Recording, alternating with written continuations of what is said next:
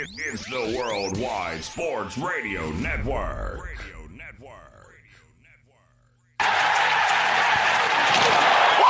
Oh, yeah, we hitting great. Painkiller. CJ, the painkiller. Kevin Jackson. We need to start acting like a big boy football. It's time for the jet tax to die. You're listening to Weapons Hot on Sports War Radio and the Worldwide Sports Radio Network. Darnold, in the end zone. It is caught. That's a touchdown. And now, here is your host, CJ, the Painkiller, D. Simone, and Kevin Jackson. What's going on, Jets Nation? Welcome to another edition of Weapons Hot, a New York Jets fan broadcast here on the Worldwide Sports Radio Network, Sports War Radio, and quite frankly, any place that you can get your New York Jets broadcast fixed. I'm your host, CJ the Painkiller D. Simone, and I am joined, as always, by my co-pilot, my right-seater, one of my very best friends. Ladies and gentlemen, put your hands together for Mr. Kevin Jackson!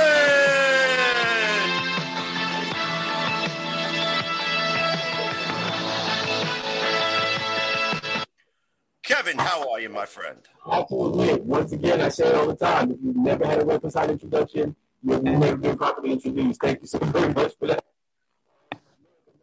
Jets football, I guess the same old. I said this before. Is basically what it is that we should be happy about right about now. Excited about our guests tonight. We got a couple coming on, but chat, throw some questions out, let's interact. So let's get it, Weapons Hot. Absolutely. So, Kevin, do me a favor. Take a quick check of your microphone there as you were going a little bit in and out.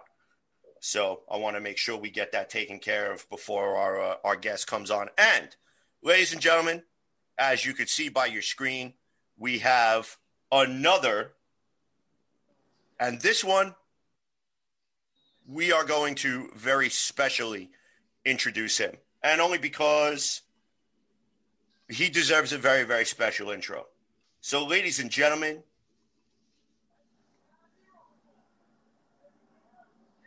if the theme song will ever play, come on.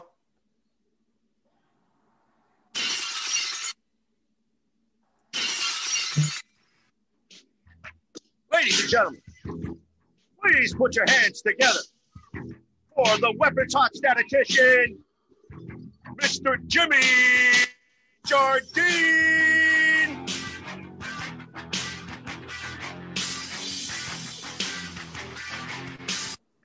Jimmy, what's going on, my man? Welcome to the What's show. happening? What's happening, CJ? Kevin, happy to be here, man. Thank you for that amazing intro. I greatly appreciate it. I love talking Jets football with you guys. So much appreciated. Hey, we appreciate having you on. And now, really quick before we introduce our special guest, who you now see on your screen here, New York Jets dropping to 0-12 on the year with the tank in full effect. Dropping or should we like to say, the miracle at the Meadowlands Part 3, but not really working out in the New York Jets' favor. Jets dropping the score today by 31-28 on really the most improbable of Hail Marys caught by Henry Ruggs, who had a little bit of difficulty today hanging on to the ball. He had a critical turnover in which the Jets were finally able to turn into some points. Jets actually put up a good fight in this game, believe it or not. So before we go a little bit further into this game, I want to introduce our very special guest. And for all of us here at Weapons Hot, this is a tremendous honor to have this gentleman on. And let me bring him in the right way.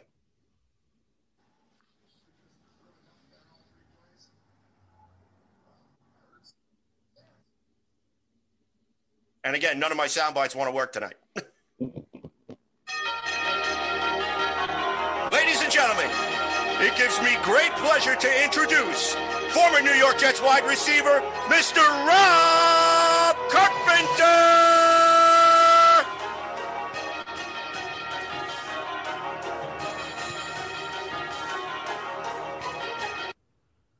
Rob, how are you doing tonight, my friend? I'm good, man. That's a hell of an intro. Appreciate it. Well, like Jax always says, you have definitely been introduced when you get a weapons hot intro. Yes. So welcome to the show. How you feeling, my man? I'm doing pretty good, man. Just sitting out here trying to stay safe, bro. That's it. Yeah, that's it. How are things going over by you, especially with the with the pandemic? Are you keeping you and your family safe?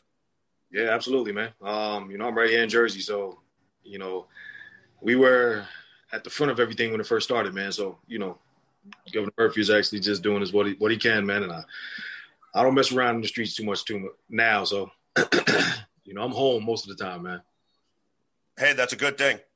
So, especially with COVID-19, it's still not done with us. So believe it or not, the best thing that you could do is try and keep yourself safe, try and stay close to home, and most of all, protect the ones that you love and also protect yourself as well. So, sure. So really quick, let's go into tonight's game. Jets again dropping 31-28. We're going to go around the room. Rob, I'm very curious to hear your thoughts on today's game. What did you see, and do you think that you saw a little things that Jet fans can be hopeful for the future? Yeah, I do. One of the things you saw today was that somehow it finally clicked where the offense actually decided to run to the left side of the field. You run behind Becton, and good things happen. And you saw it all day. Ty had a great game. Josh Adams had a good game. Those guys are just running left, and that's basically what controlled the game for the Jets actually in the second half. That's a positive. Becton had his couple of hiccups in the first half with giving up the one sack and then the mix-up with the cover. with the pass protection and the second sack. But for the most part, that guy's going to be a beast for a long time as long as he's healthy. And you saw what could happen if the next coaching staff, if there's a change in coaching staffs, and those guys come in, they see where they can run the ball. And on the other side of the ball, we saw Quinnen Williams still continue to do what he's been doing all year. Last year he was hurt, so him trying to play through an injury and live up to, that draft billing was probably a little bit of pressure for him. But he came in this year and basically he was just like, I'm just going to go out and play and let his play speak for itself as long as he stays healthy. And you see it. He's healthy and he's having fun, and he's basically living up to the billing of that pick. And nobody can really say anything much bad about him anymore at this point. Unfortunately, we still have a quarterback issue because Sam is making some mistakes that he still shouldn't be making. But yes, indeed, they can help him out. They helped him out today with the running game. That did a lot for him because then he didn't have to actually have so much pressure on himself in long yardage situations. But when he does have those long yardage situations, it just seems like he's he's frozen in a moment, and once he locks onto a receiver and that guy's not open, he doesn't go through the rest of his progression and sort of panics a little bit. And you could also see where he actually locks on before the play even starts, where he makes up his mind where he's going to throw the ball, whether it's there or not, and he gets into some bad situations like that. All right, so Jax, I'm going to turn it over to you. Any questions for Rob? You know what? I'm really thankful to have Rob on the show today. Kind of watch Rob coming in. He was drafted by the Patriots, I believe it was, in '91, if that's correct. I graduated high school. Just to date myself a little bit, but just some of the formative time when I really was starting to get focused on Jets football. So I'm thankful he was here. Just kind of one thing that I wanted to throw out, and I'm hoping that I'm phrasing this correctly because I think our wide receiver situation is a little dire, knowing that that's where your area of expertise, obviously. What's going on with Perriman? I don't want to ask about Mims because I really think Mims is an unfinished product right now. But what are your thoughts on Brett Perriman? I mean, was that a good signing? I mean, is that somebody that we should look to as that might be able to contribute going forward? I mean, what do you think? Well, Brett is, I don't want to say he's in a bad situation because he's not. If he continues to play the way he's playing, his problem has been that hasn't been healthy his whole career. And last year, at the end of the year, when he was in Tampa, he just basically got the first chance to show what he can do. When the rest of the guys around him were injured, he basically was the main guy. Unfortunately, it just so happened that he came out this year and he got hurt again. So he didn't have a chance to prove what he can do right for a whole season. But as you said, Mims is an unfinished product because he started off the season injured. Crowder is basically Darnold's safety blanket. And Crowder actually probably can be a Pro Bowl guy. Whatever quarterback is here going forward, after this year, if it's those three again, if it's Perriman, Mims, and Crowder, you can pretty much be guaranteed that those guys are going to have a big season because Crowder's going to do what he does. There's not too many people that can cover him in the slot, and he's a lot better than people give him credit for because he can get open on the inside and the outside. And again, Perriman just has to stay healthy. That's his biggest problem. He hasn't been healthy, but he has the speed to get deep. He can run all the routes, and he makes big catches. He's a big guy, just like Mims. Mims is a big guy. So Mims' problem is going to be getting away from press coverage. He's going to have to work on that this offseason. And I think that's the biggest thing that Sean Jefferson is probably going to be working on him with if Sean's still here as the receivers coach or whoever it is. I know he's going to have to take that into the offseason with him because he has a lot of work to do to get off press coverage. He can make himself a lot better in those 50-50 balls if he just gets a little separation because what we've seen, the previous 3 weeks when Flacco was the QB, Flacco gives those guys a chance to go up for the ball. And half the time those guys are going to come down with the ball. But Mims just has to work on his releases. And once he does that, this is going to be lights out for the league. Because that dude is he's going to be good, man. He has a great catch radius. He grabs those balls out of anywhere. It's just that once he gets that separation and learns how to get off press coverage, he's going to be a beast in this league. Yeah, I actually was interested in him specifically because, to your point, Crowder has been a beast. We saw how he started off the season, 100-yard games back consecutive. Mims, again, unfinished product, but has shown flashes of being able to kind of be that guy. Perriman is a question mark for me, especially going into next season, with the belief that maybe we might look to draft a wide receiver early. Does Perriman look to factor into those plans going forward? So great points. Thank you for that. We saw some Berrios sightings today also. Our wide receiver situation might not necessarily be as bad. I think maybe one or two additions, whether it be free agency in the draft next season. I think whoever is the quarterback might actually be in pretty good shape in that regard. I think they're going to be pretty active in the free agent market. There's some good receivers out there this year. So it's going to be interesting to see, but I do think they're going to be active in the free agent market this year for a receiver. But even if they're not, again, there's some good receivers coming out in this year's draft again, and the Jets have the draft capital to grab one or two of those guys. We've seen it. Jamar Chase is a guy at LSU that everybody's clamoring for because we see what he has done, and he's going to be fresh. He didn't have to take the pounding this year. He opted out. The guys from Alabama, Smith and Waddle.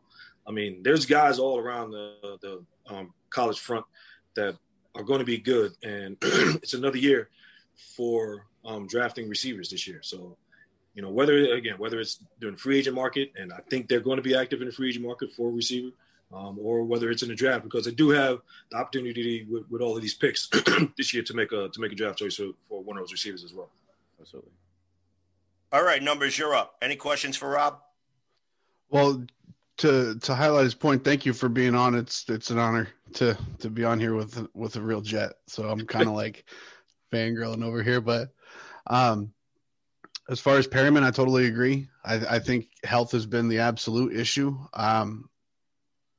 And it continued through this season as well. So if Perriman, if we can get him for the same money that we have him for now, I'm all on board. I think at the very worst, he could be a great depth receiver, and he could still, like when we have to spell the number 1, number 2 guys, he can be a guy that's still going to be a deep threat. I'm just concerned about giving him a larger contract with the injury issues. Mims, I'm going to go out on a limb and call Mims a Julio Jones ceiling. He has the body type. He's got the catch radius, and not this game, but the last week's game against Miami when he got that offensive pass interference call for mugging the defender. I'm 100% okay with that. I would rather take that 10-yard penalty and have my number 2 receiver putting it in the brain of those defenders that he's not going to play around with them. I'll take that 10 yards. Amen. And he's showing that he's here to play. So he's going to be big time. He's going to be really big time. But I think that's off the top of my head. That's all I got right now, man. Me being a receiver, honestly, that offensive pass interference call wasn't an offensive pass interference call.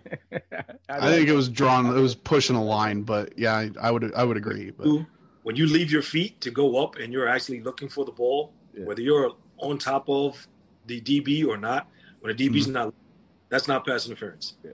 And that's all he did. He basically left his feet to go up for the ball. I mean, he left his feet a little early, and he was riding the DB's back, but the DB never looked back at the ball. And he was. And you have the rule is you have the opportunity to go up for the ball, no matter where it is. The DB does as well, but the DB never looked back. He just happened to actually jump on the DB's back going up for the ball. I would, as a referee, that's a bad call to me. This is just my opinion because he didn't make any other egregious efforts to get the DB out of the way. He didn't push off. He didn't do anything. He just jumped. Just so happened that he jumped on the DB's back. He wasn't looking. So, it's just a bad thing. But, to go back to what I said about Mims, he's going to be very good in this league for a while. His biggest thing that he needs to work on this offseason is getting off press coverage. And once he learns to do that and get a little separation, he is going to be really good. I wouldn't say as much as, like you said, Julio Jones' ceiling. I wouldn't go that far. Julio's in the class by himself. That dude is that dude is just up there. And he's learned, and he learned early. One of the things he had the wealth to work with Roddy White as his mentor and as an older receiver to learn some things from. Not to say that Julio would have needed it because Julio is just that special type of receiver. But when you're in a situation as a rookie or first year player to learn from a vet who actually was a Pro Bowler, it helps you out a lot. Yeah. It's just that Mims doesn't have that, but he does have some coaching there for him. And don't get me wrong, he can learn from Perryman. He can learn from Crowder because Crowder knows those nuances of getting off press coverage, of working routes in between, and working to get separation on a deep route, how to play the ball on a deep route. So it's just for him. And again, next year, if Perryman is here, those guys are going to be good. We got to remember that a couple of guys actually opted out. They had Dotson, who was actually supposed to be one of the guys pressing for a starting position, and he's a former first rounder. He was looking for a fresh start. So, we'll see if they can grab one of the top guys in free agency, and if they do, that's just going to make the skill position a lot better. And we saw today that if those young guys can get a chance to carry the ball and they run behind Becton, those guys are going to be very good. And Ty, actually, with his time in Detroit, he has some experience behind him. And I said this from the first time he carried the ball in Miami. He needs to carry the ball a lot more. And he showed that he can get to the outside. He shows that he has the poise to run inside. And he had 100 yards today, 100 yards and touchdown against a good team. And did it mostly under pressure because there wasn't really a whole lot of passing going on for the Jets today. And the Raiders knew they were going to be running the ball, and they still got it done. So, from here on out, the Jets end up with that first pick, and they do take Trevor Lawrence. He's going to have an abundance of talent around him to help him out going forward. Yeah. Rob, I got to ask you a question. As a former wide receiver, take me through what it's like when you guys are prepping for a game, like the meetings. Are you guys studying film? Are you studying tendencies? Kind of give us a look behind the curtain a little bit. I mean, obviously you've been there. You've gotten to play against some of the greatest DBs and some of the greatest wide receivers that have ever played the game. So, you probably have so many stories to tell us. Well, it was a little different when I was playing. You get the defenders could actually do a lot more. Yeah, I remember that. That was the bump and grind days. Yeah, you could ride a receiver down the field the whole time. As long as the ball wasn't in the air, it wasn't pass interference, it wasn't holding, it wasn't anything like that. So it was a little different back in those days. But what you would do is basically once the game plan came out and you saw who you were going to be playing against, you basically knew where the other team was going to line up. So you know if you were going to be followed from side to side by a certain DB, or if you know if they played what side they played and basically the coverages that they played most of the time. And then you would take their tendencies, what they did well and what they didn't do well, and you try to work on that for the most part during the week in your individual game. So if, for instance, you know, when I was in New York, we played against the Patriots, and one of their best DBs was Maurice Hurst. We knew he was good. He was a quick guy. He wasn't a very big guy. He wasn't very strong, but he was quick, and he had very good hands. So you knew you had to work on your breaks because he would be right there in your hip pocket. You know, when I was in Philly, I played against Dion twice. Dion was a guy who pressured you a lot, and he went for the ball. He wasn't a guy that actually. The guys back in my day didn't play DB like the guys do nowadays. They played the ball. So those guys were looking for interceptions. They weren't trying to just break passes up. So it was a little different. You had a lot of hand fight that you had to go on. So pushing off it was kind of okay back then because DBs pushed, and as offensive guys, we pushed off as well. And it was warranted, man, because, you know, DB would grab you 10 yards down the field. They're holding, and it wasn't called. So you had to get their hands off you. And you worked on that all week long. So if you knew a guy had tendencies to hold, you would work on that all week. But in your meetings throughout the day and throughout the week, once the game plan was installed, every day is a different situation. So for us, Wednesdays was basically run-type situations. You had play-action passes that would go into the offensive game plan all throughout Wednesday's practice and Wednesday's film meeting. Thursday was the whole passing game. So he went through the whole passing game of what was going to be in the game plan for that week in every situation, whether it was 1st and 10 play action, 1st and 10 pass, 2nd and long, 2nd and short, 3rd down passes, whatever it was, whatever situation you could possibly think of that's going to come up in a game, you went over it that day in practice. But you also had your individual work where you went against DBs in one-on-ones. And during the season, you still did that. So, you know, the teams that I played on, we had good DBs, thankfully, on teams that I played on. You had to go against those guys every day in practice. One-on-ones, it just made you better, made them better. Fridays wasn't really a huge, long day. Fridays was basically no pads. You walk through a lot of stuff, make sure you had the game plan down correct. Mostly every team did the thing, and we see it where Gates actually is very good in his first series. And every team has a first series scripted of plays, 10 plays that you script out. That's going to be the first 10 plays of the game. And you went over those 10 plays Wednesday, Thursday, Friday, and Saturday, so everybody had it down. So you knew what it was going to be. No matter what situation came up, the first 10 plays was going to be the first 10 plays, no matter what. So you know what it is. It's just after that, if you have a good offensive coordinator, they're going to, you know, adjust to how the game is being played out. But for the most part, you knew what the defense was going to give you.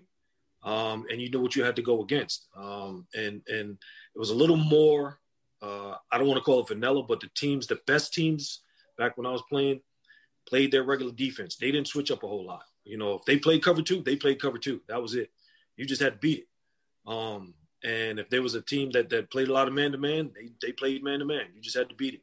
They didn't really throw a lot of junk defenses in. You knew when they were going to blitz. If it was 3rd and long, they might bring the heat on you. If it was 2nd and long, they would bring the heat. But, you know, regular down and distance situations, it just was what it was. You just had to play it out, and you had to beat them. That's what you had to do to the best teams back then. Cowboys, the Eagles, the Patriots. When they came along, the Patriots used to do that. They didn't really do a lot of blitzing. They just played what they played. Tampa, you know, when they had the Tampa 2. And it just wasn't what it was. You knew they were playing the cover 2. You knew they weren't going to bring a lot of pressure. They used their front 4 to bring pressure, and that was it. Back when I was playing, it was the Broncos did that as well. But the Broncos were the one team that would throw some junk defenses in and bring some fluky blitzes every once in a while, and you just had to prepare for it. You knew it was going to come every once in a while, but you just had to prepare for it. But, you know, it's just a little different now. They don't practice as much. They don't practice in pads as much. There's a lot more meetings for these guys now with the new rules, CBA rules. And I'm not just talking about this year because of the COVID situation. It's just the CBA rules don't make them don't allow them to practice in pads as much from training camp through the season. Training camp for myself was 6 to 8 weeks. Now it's not even close. And it was pads. It was double sessions for 6 weeks. It was rough. Yeah. It was heat. It was in the heat of the summer. You know what I mean? So it's just a little different. But for the most part, the meetings and everything is still the same. Those guys have their game plans in. They go in Wednesday, Thursday, Friday, and Saturday. They're going over the game plan, whatever the situations might be. And mostly every team scripts their first 10 to 15 plays. That's why you see a lot of offenses actually go down the field right away on their first series, and they score because they've worked on that every day of practice for that week. You know what? You actually are making great points, Rob, and I'm thankful for your insight on the show tonight. You teased a little bit about one of the questions that I wanted to ask about the DBs in particular. We've got a lot of young guys on the team currently, guys who are, undrafted free agents as well as rookies specifically. But I wanted to ask about your experience with the corners on this team back in the day. Like, as far as who it is that you faced when you were in the green and white, who are some of the toughest corners that were on the team when you played, and who were who were the toughest matchups that you had in practice on a daily basis? Probably the toughest guy I went against every day in practice was James Hasty, because James Hasty was a big, strong DB. One of my favorites. James was physical. He liked to get up in your face. He didn't like to play off coverage. So he was a guy that pressured you a lot. And he would hold you. He would beat you up at the line of scrimmage if he could. So it just made you that much better. When we would go against guys, basically Kansas City had some very good DBs. Ross was really good. He played situations a lot. You can tell when the better DBs in the league back then studied a lot of film, because they played tendencies. And if they knew what type of offense that you ran, they would look at, where you lined up. If you lined up outside the numbers, you're only going to run this route or that route. If you lined up right on the numbers, you're going to run this route or that route. If you lined up inside, depending if you were in a slot, in situation, they knew basically what you were going to run. It's just, so it made it a lot harder, man. You actually had to beat those guys back then. Dishman was a real good corner. He played situations well. He didn't get in your face a lot. He played off, but he played situations really well. He had some good feet, and Dishman was a long guy. He was about my size. So going against a DB about my size was a little unheard of back then, because you didn't really have a lot of big DBs like that back then. The safeties were big, so you actually had to watch yourself when you were going across the middle, because you could get hit and it wasn't a penalty. If you were running a crossing route, safeties would look you up, or linebackers would look you up to hit you, and so and it was legal. So you had to adjust on the fly in a game, and look out for safeties as you were coming across the field. Dion was probably one of the best that I went up against. I played against him a few times, but you can lull him to sleep just a little bit if you could. If you ran in the middle of the field or ran across the route, Dion he didn't like running through traffic. He liked to be on the outside, lined up, man to man, and if need be, he followed you, around the field. But he was a guy who he pressured you a lot. He got in your face, and Dion was quick. I had my success against him for a little bit, but those guys back then, man, they just had a lot more freedom to do things that the DBs now don't have to do. So the DBs now actually have to rely a lot more on their athletic ability, because they can't get their hands on receivers. It's just unfortunate. I hate the way the DBs are taught nowadays to play the ball. I've been saying this for years. The best DBs know how to play the ball instead of playing the receiver. They know how to turn and look for the ball, because these DBs could have a lot more pass breakups or a lot more interceptions if they just turned and look for the ball. It doesn't take much. It's not when you're running full speed down the field, step for step with a receiver. If you turn your head for the ball the same way the receiver does, you have the same chance of getting the ball that the receiver does. But these guys don't. They play the hands, they play the eyes, and they try to just make the pass break up when a guy reaches out for the ball, which is, when I was doing my little league coaching, I never taught my DBs to do that. I never taught my son to do that. So it's just a little different, man. These guys nowadays have to rely on a lot more athletic ability than the guys back in the day. One question I did have, Rob, because you mentioned some of the ways that the NFL was back in the day compared to what it is now, like with the CBAs not having, as much in-pad practices and things like that. obviously we've seen a lot of increase as far as injuries are concerned. Do you feel like that might play a factor in that?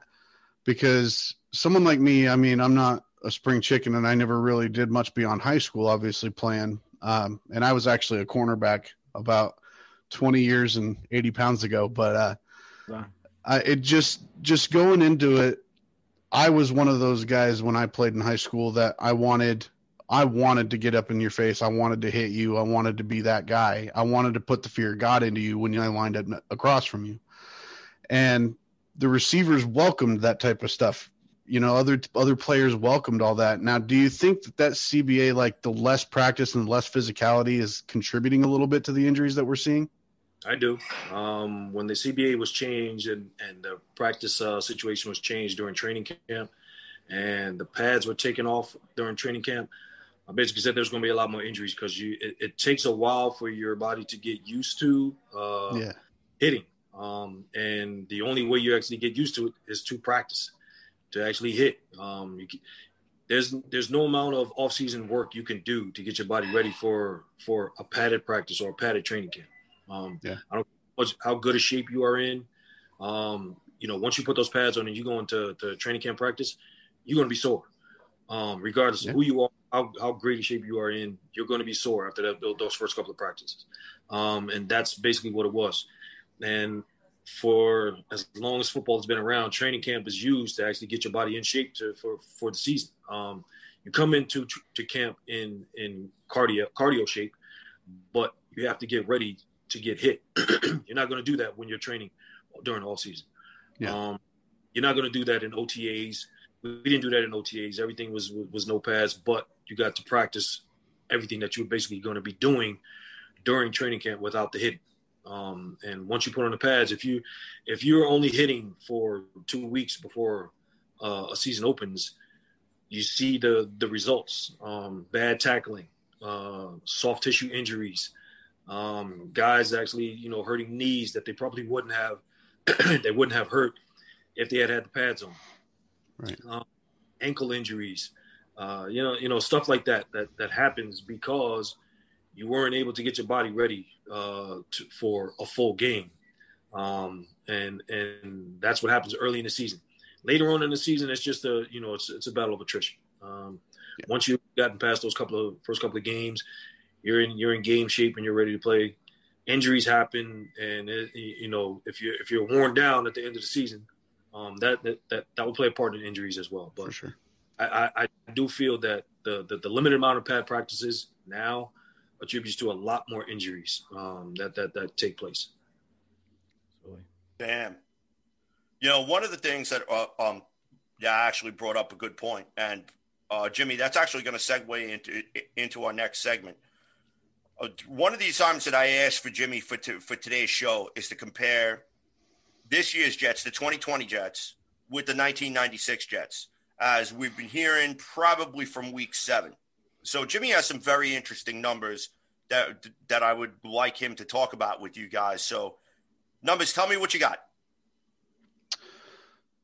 Well, first of all, what I've noticed is it's eerily similar, 96 to 2020. And what I did, guys, is I took this through the first 11 games because I didn't want to have to rush the math by factoring in tonight's game or today's game. So this is all through the first 11 games. The 2020 Jets through the first 11 games have allowed 2,000, or their offense has moved the ball 2,946 total yards. 1,873 of those are passing, 1,073 rushing. They've turned the ball over 13 times. Now get this. The 96 Jets offense moved the ball 3,837 total yards. 2,641 of those are passing yards. 1,196 rushing yards. And they turned the ball over 29 times, all in the first 11 games. 29 turnovers to 13 and a lot more offense. A lot more offense, and they've capitalized on it. So their total scoring, let me see, I'm just kind of going through my notes here. The 96 Jets through 11 games have scored 201 points, with the 2020 Jets at 152. Wow. So, yeah, the 96 Jets also scored 279 points total for that season. And that's despite turning the ball over more than twice as much in the same amount of time. Well, I'll talk about everybody saying that the 2020 Jets are much worse than 96 Jets. It's right there in the numbers. It's historical. I mean, the 96 Jets, 891 more total yards of offense, 786 more passing yards. Running game is actually what kind of got me head scratching a little bit, because the 96 Jets should have a lot more rushing yards, in my opinion, with the game the way it was back in the mid 90s, more run heavy. Rather, it wasn't the air raid that we're looking at today. And they only had 123 more rushing yards at this point in the season. Defensively is where we're really, really close. So the Jets have allowed this year 322 points, 29 points per game. The 96 Jets allowed 298 points for 27 points per game. The 2020 Jets, 4,345 yards of total offense allowed for 395 yards per game. And the 96 Jets, 3,725 total yards for 338 yards per game. So the defenses they're right there. The Jets D this year has 13 takeaways compared to the 96 Jets 17 takeaways.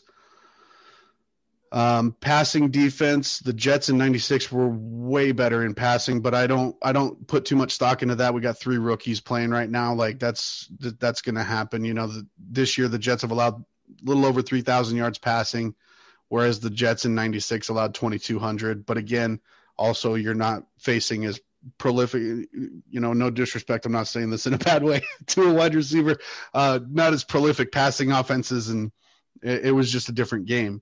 I mean, the game is different. The game has evolved now, so yeah. Special teams is kind of a wash, because with the rules set today, really they're kind of phasing out special teams, kick returns, punt returns. Punters have gotten more leg power. We're seeing Braden Mann doing what he's doing right now. So the hang time is really limiting punt returns. You might get more punt returns, but they're going to be shorter as far as yards gained. So the 2020 Jets only have 556 yards of special teams yardage, whereas in 96 at the same time, they had 1,643 special teams yards. So again, kind of a wash. The big stat, though, for this year is the Jets only have 5 punt returns that actually were not fair catches, were actually caught and ran back. And that's where your 556 yards of offense, that's where your 556 yards of offense comes from. Rare kickoffs returns are rare, and you're still looking at about 20 to 25 yards for that. But in 96, so we have 5 punt returns in 2020. 96 at this point, we had 28 punt returns. So it's definitely, it's similar, but there's some key differences that are really interesting when you kind of do a deep dive in it. So CJ, thank you for having me do this, man. Cause some of these stats, I was like, that can't be right. Punt returns are a lot now. For one thing, there's not as much emphasis on the return in today's. It's just get the ball. You just want to hold on to the ball. I was also a punt returner, so I see it a lot. I see a lot of guys, a lot of punt returners actually let the ball go now. They don't even look to actually fair catch balls, and especially inside the 10-yard line. And don't get me wrong, I mean, the rule always was don't ever catch a punt inside the 10-yard line, but you can save yourself, if you back up 2 steps. Fair catch the ball at the 8 rather than letting it go to the 2. But what you see in today's game, even in college, the way these punts take place, especially in college, where you see the punter, take the snap and start rolling out to the right or rolling out to the left before they punt. Yeah, the rugby style. Yeah, that's taken away from the punt returns, but it's also in the NFL where punt returns aren't set up anymore like they used to be. That used to be a big part of a game. The best teams always practiced all three phases of the game, and punt returns was always a big part because it actually could change a little bit of field position. That was always drilled into my head as a punt returner. You don't have to make a big punt return, just get 10 yards.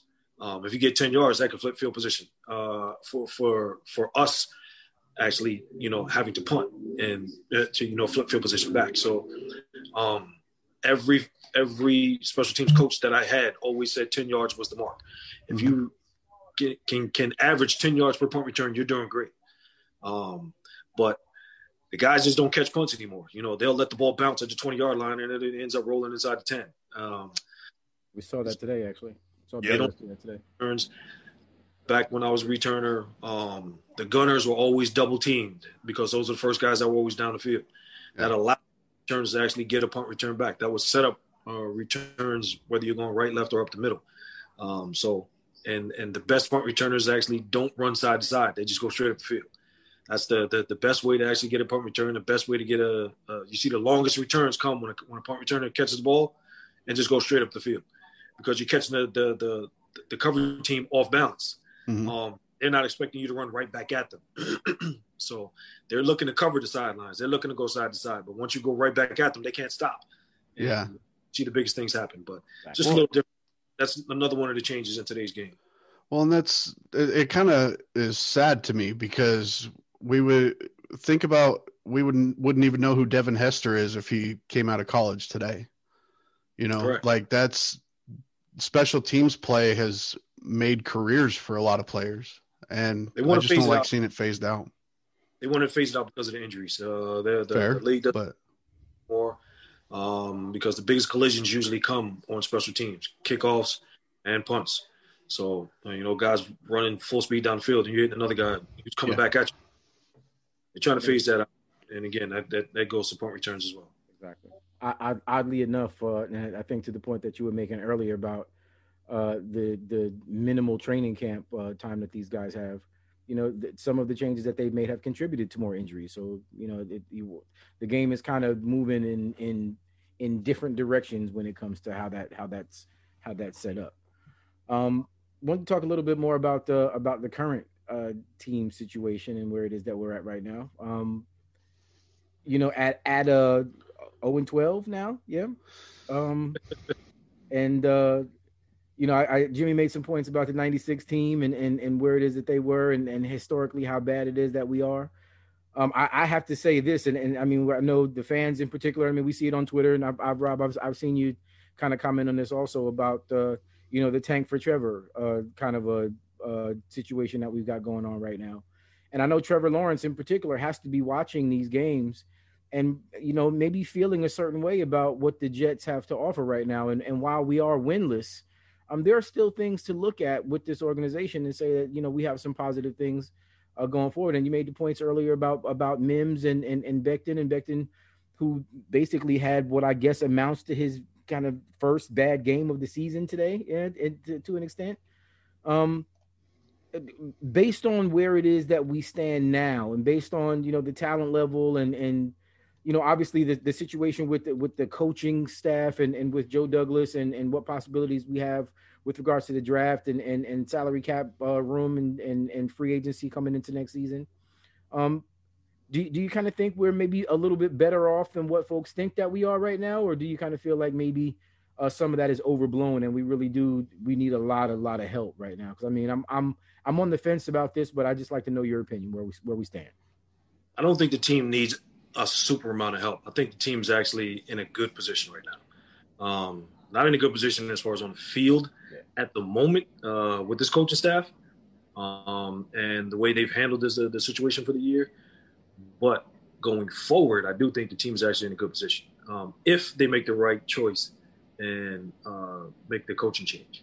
They make the coaching change, then and they give Joe Douglas the freedom to actually do what he needs to do during free agency. Then the team is going to be going in the right direction.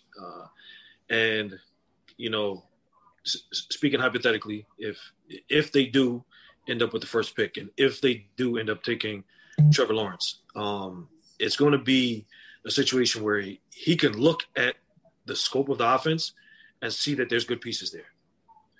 There aren't guys that are out there that are just scrubs. He won't see that. Again, he'll have guys to throw to that can make plays in this league, and that will make plays in this league for a long time. And coming from where he's coming from, being at a top level college program, that's what you would look forward to if you were a top flight quarterback. Look at the scope of what the team has for you and see if you can make the plays with that. And he does.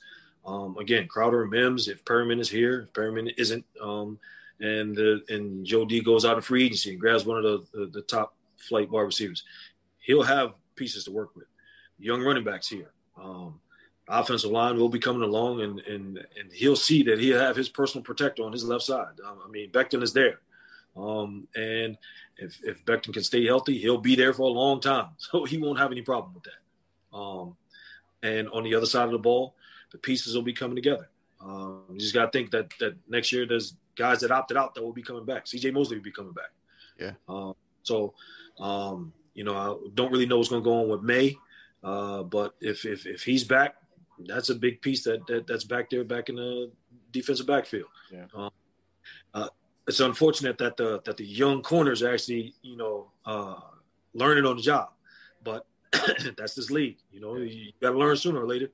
And I'm actually, I don't have any problems with Bryce Hall being out there, man. That kid, that's talent. Yeah. He's learning under fire.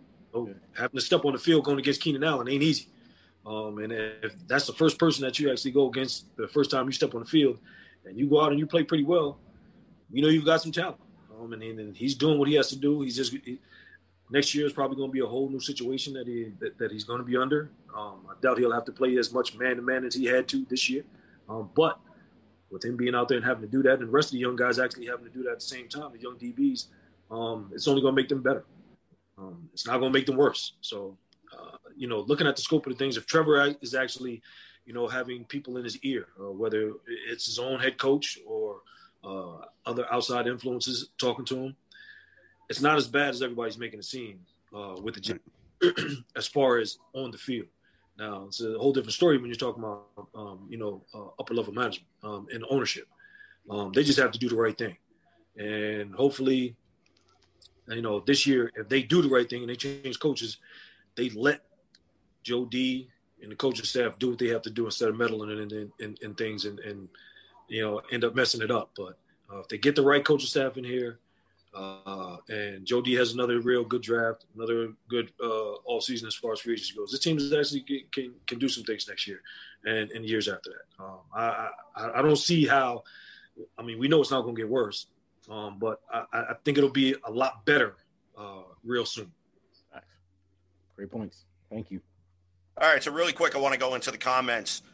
Some of them rather interesting. I'd like to thank everyone who is watching the broadcast right now and who is also putting some comments down below for all of us here tonight. Really quick, just want to go through the ones that really stuck out to me. The problem with Perriman, again, shout out to Scott Gillespie.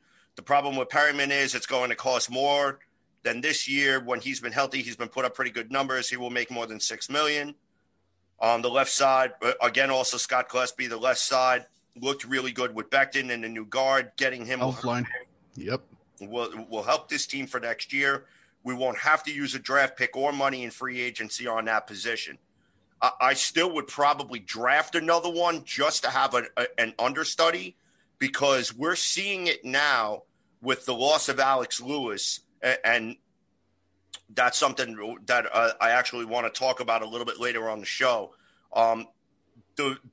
We're seeing how the depth is playing a pivotal role on the offensive line, where last year we were limited in the amount of depth that we had, and that's why the offensive line struggled. Last year, if you look at it, Sam Darnold, played behind 9 different offensive line combinations with 11 different offensive linemen altogether. So I think only for 2 games he actually played behind the same 5 guys.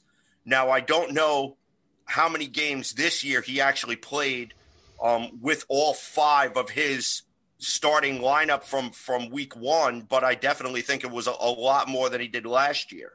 So we did see Becton go out hurting the shoulder. Fant was out with the foot. McGovern, no, not McGovern. McDermott was sit was actually benched just for crappy play because he was getting blown up.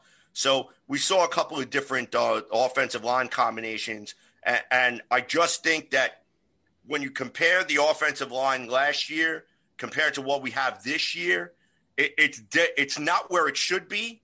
But we're not 32nd in the league like we were last year. Right. I mean, we were 32nd in the league by a mile. So, I mean, and it wasn't even close. So, you know, I do have to think that the offensive line is now finally starting to trend upward. To Rob's point about the defensive backs, he's exactly right. That's why the back shoulder throw works so well, because DBs never turn around. Also in response to Rob's point about special teams, tell that to the Patriots today. They had like 175 yard on three punt returns. I think the Patriots won their game like 35-0 or some ridiculous thing to get to 500. I mean, good for them. But, you know, it also still does show how special teams has changed from when Rob was suiting up and playing versus what we're seeing now. You know, because of all of the injuries that they're trying to avoid. The one thing I'll comment on that is the Patriots took advantage of the Chargers. The Chargers have terrible poor special teams. And if you give Belichick a chance to take advantage of something that you do poorly, he will do it. And they had a punt return, they had a block kick for a touchdown. So, you know, that's just an anomaly in today's game. Gotta agree with that. I think the Eagles returned a punt for a touchdown today too, but you know you don't see that much anymore because you don't see too many punt returns at all. You're right about that. We saw Andre Roberts do it here, just a couple of years ago. So right. I mean, the rule changes. I mean, they do do something to maybe damage the overall product, but I mean, you still have to go out on Sunday and you still have to play. And if these guys are not prepared, if their special teams units are not up to the task, then most definitely.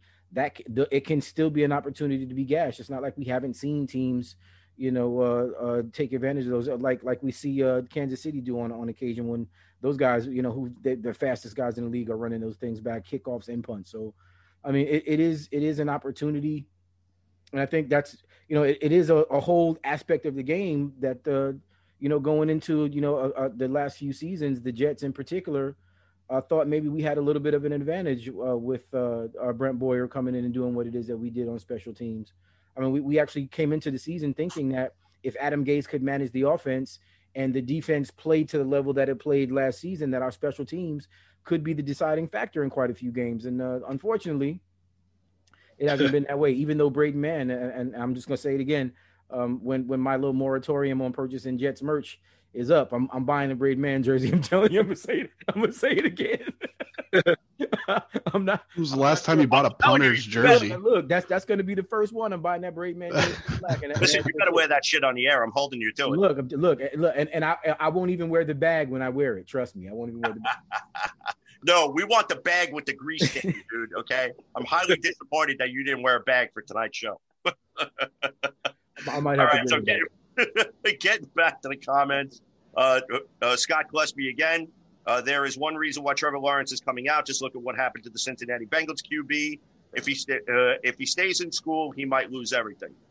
Thomas Gutman, shout out to him for chiming in. If any loyal Jets fan was watching this game and saw the Jets about to win, and if one didn't think for a second, win for what, you might not be a true fan. I have to say, real talk, I was honestly torn at the end of the game. And I'm in a group chat with Kevin and a couple of other guys from a different show. And we were all talking privately.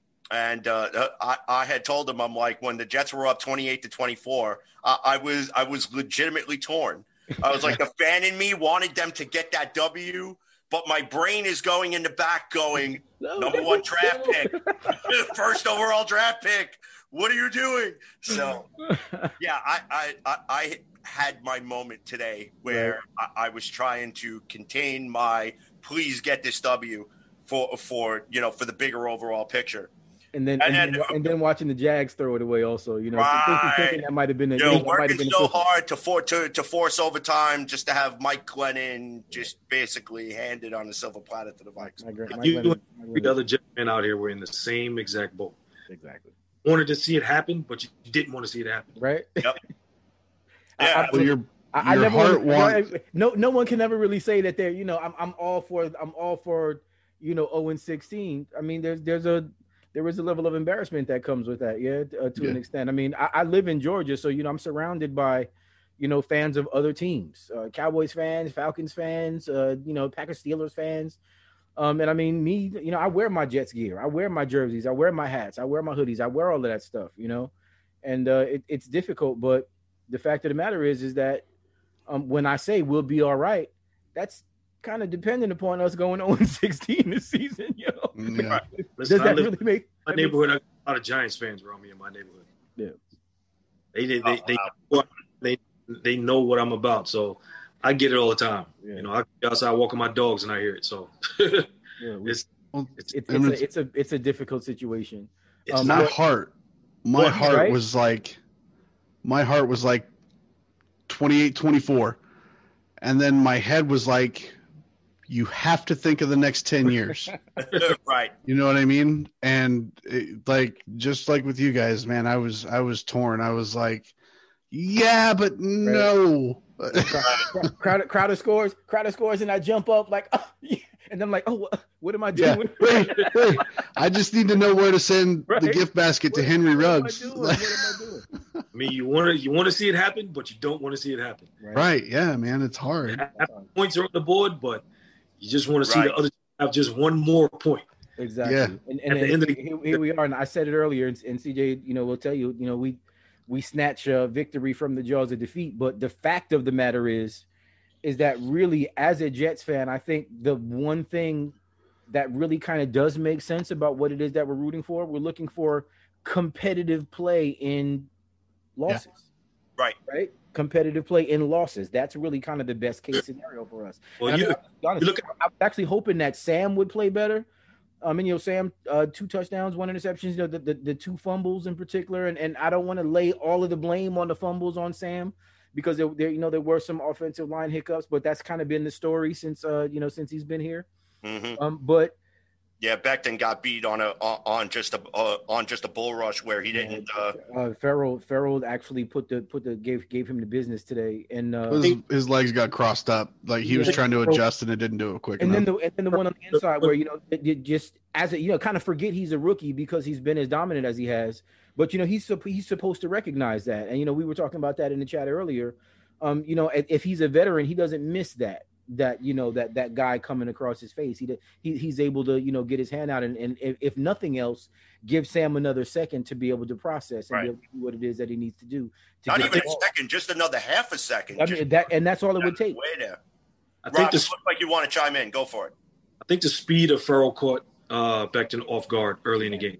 Exactly. And it's funny because I was on a show this morning, and it was guys from the Raiders. It was guys that I talked to from the Raiders. They have a show, and I speak to these guys regularly throughout the year. But anytime the Raiders play the Jets, they always ask me to come on the show. And that's one of the things that we actually talked about this morning was, and they were saying that Farrell is back, and he's a good pass rusher.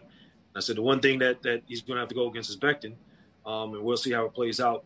But I think the one thing that caught Becton off guard, I think, early in the game was the speed of Farrell coming off the edge. On the first sack, he just ran around the boat on him, and Becton really didn't get hardly a hand on him. And again, the second one was a mix-up in the offensive line pass protection. They're supposed to pass that off as routine. Anytime a TE stunt comes in, that's nothing that the offensive linemen haven't seen before. That's routine for them. They passed it off regular, and I don't think they were ready for that. And it caught them off guard again. You see Farrell come in, he lined up inside instead of outside, and he looped outside and caught Becton off guard. But for the rest of the game, I think he was pretty stout. Yeah, he was. You Back to The normal. one thing that I will say that Sam has to do in those situations, even if he doesn't have the time, he has to put two hands on the ball. And I chime in on Daniel Jones from the Giants having all those turnover problems with him. That was his biggest problem, that he didn't have two hands on the ball when he was in the pocket. So he fumbled a lot in the pocket. Sam has to know when the pressure's around you that you have to keep two hands on the ball and you have to keep it high. That's how you eliminate getting stripped. That's how you eliminate fumbling in the pocket.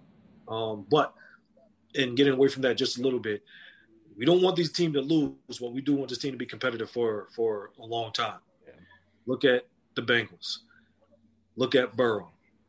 Burrow came in and changed the whole format of that team. Now, don't get me wrong. They weren't winning this year because they're not a very good team. Yeah. But the games that he played, he showed that he can be a guy that's going to be in this league and be able to carry a team for a long time if they are able to get that team together. Mm-hmm. He shows what he can do in this league. That's all you're actually hoping for if the Jets actually get that pick and they make Trevor Lawrence that number one pick, to show that they actually have a guy who can make decisions in the pocket, who can make the passes that need to be made, and give the team a chance to win. That's what Burrow was doing with the Bengals. And again, their team is not that great because the defense is not that good. They're going to give up way too many points than I think, and Burrow as a rookie can actually overcome. But he won a couple of games this year. You wasn't expecting that from them. He showed that he's the real deal. It's just hope that, if it happens that Trevor comes in and he shows he's the same thing. All right. So I got to do it. And I mean, I kind of said to myself I wasn't going to do it earlier, but I got to play devil's advocate here.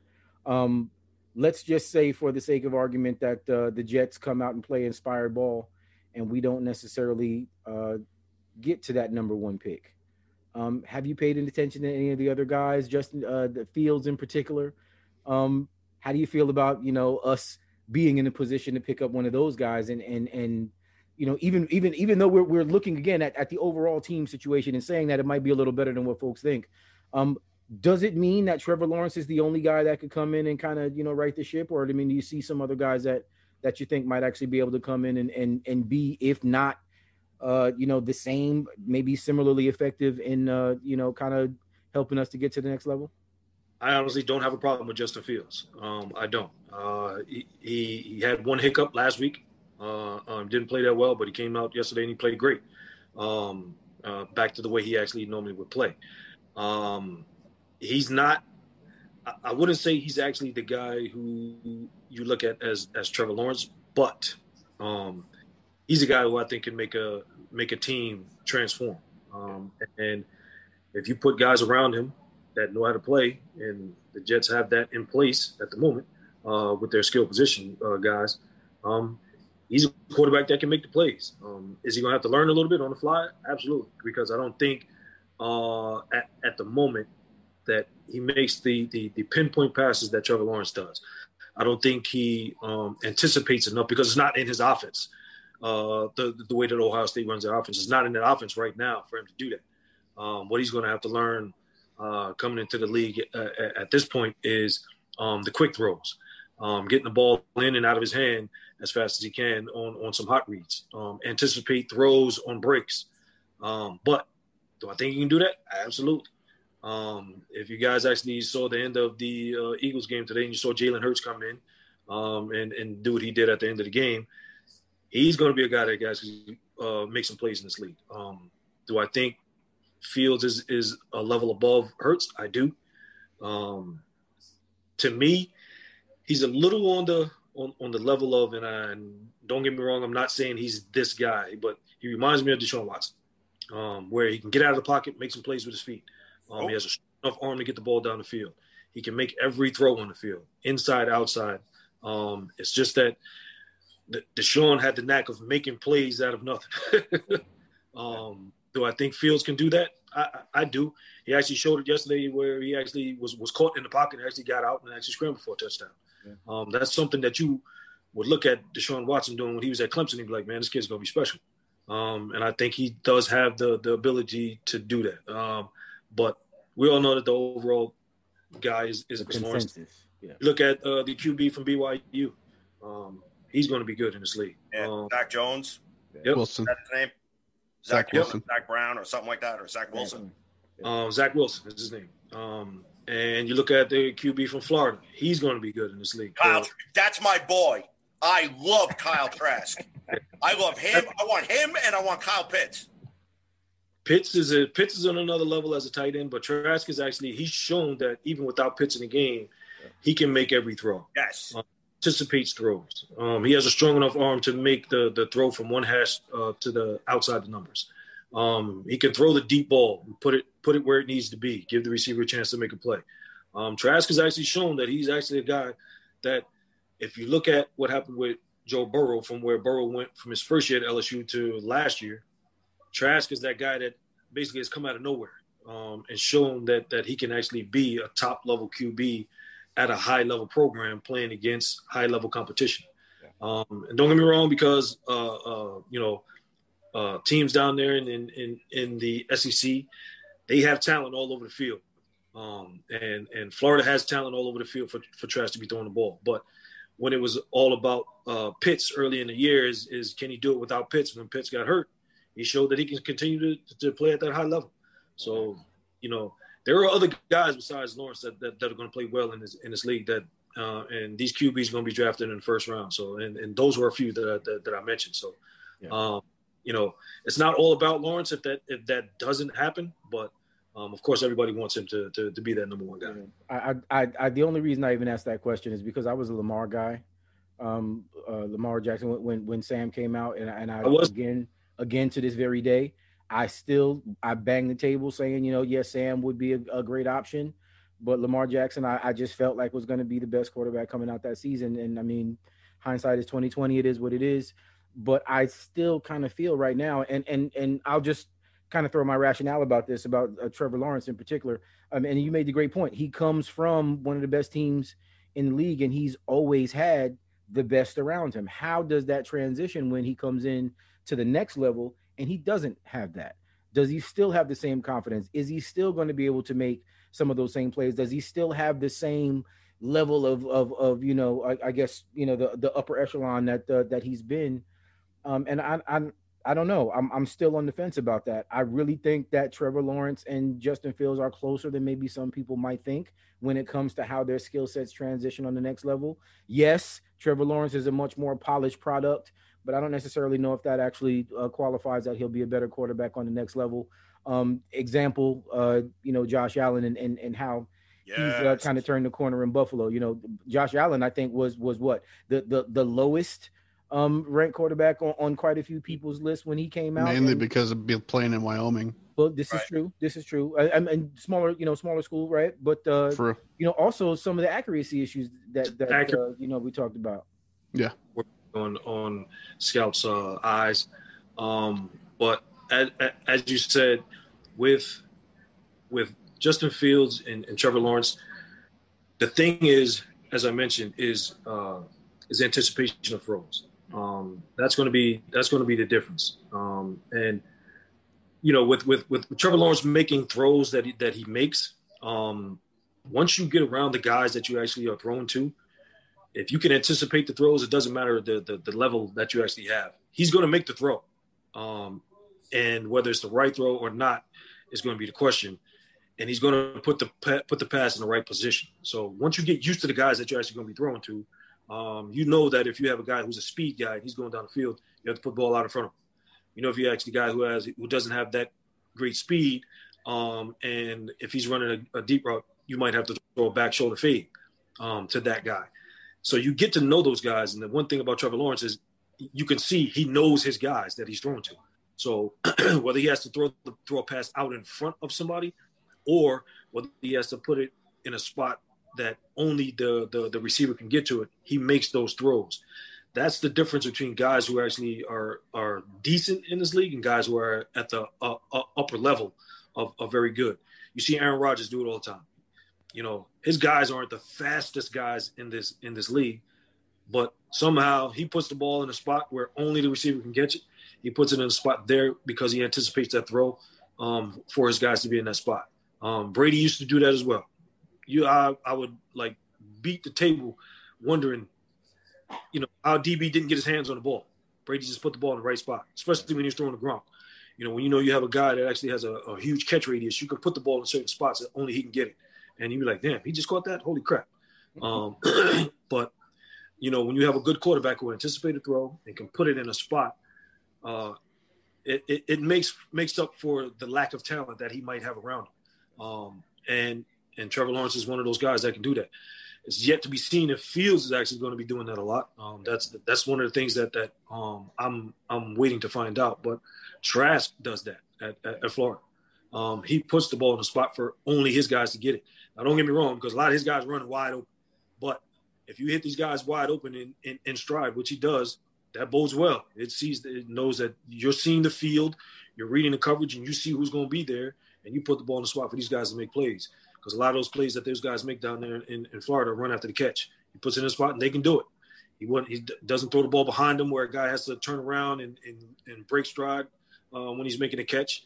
And he can put the ball in tight spaces. So you like to see that. So, again, whether it's Trevor Lawrence or any of the guys that I've named, I don't have a problem with any of those guys because I think all those guys that I named are going to play well at the NFL level. Okay. My only concern with Justin Fields is what we're seeing now. I'll give Justin Fields this from what I've watched over the last couple of years of him. He's a Lamar Jackson that can throw, if that makes sense. And I'm not fully dogging on Lamar Jackson's ability to throw the ball. I'm just saying that we're seeing a very, very, very one-dimensional Baltimore football team right now. And Lamar Jackson's been figured out by NFL defenses, and that's why they're stagnant this year.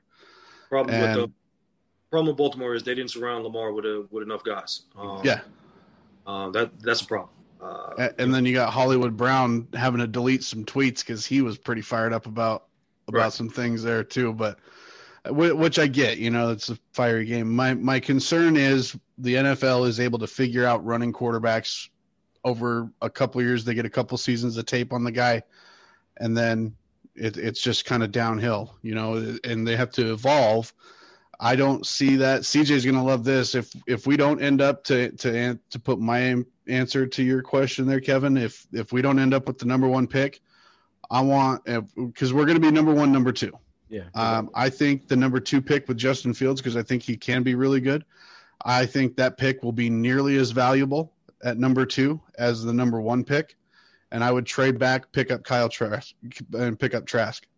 Wow. Because we can get an extra first for that second round, or for that number two pick. I think. How far back do you think that we could go and still not lose Trask and not risk it? Yeah, there's going to be a run. There's going to be at least those top tier guys. How far back? I would say no further back than 6. Okay. Yeah, because Trask is going in the top 10.